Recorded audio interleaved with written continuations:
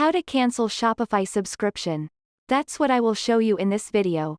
But before we begin, make sure to subscribe to the channel and ring the bell to get notified whenever a new video is uploaded.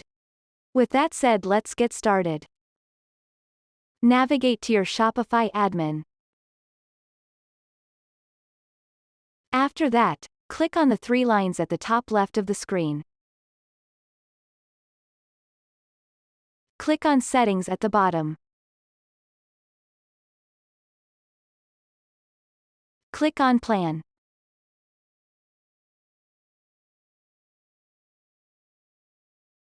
You will be redirected to this page where you'll be able to cancel Shopify plan.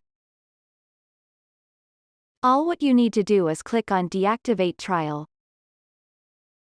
After that, Shopify might ask you for a reason as to why you want to leave, so give them the reason that suits you the most. Then you need to enter your password for confirmation and you'll be done. And that's it. That's how to cancel Shopify subscription. If you have any questions, please leave them in the comment section down below. With that said, see you in the next video.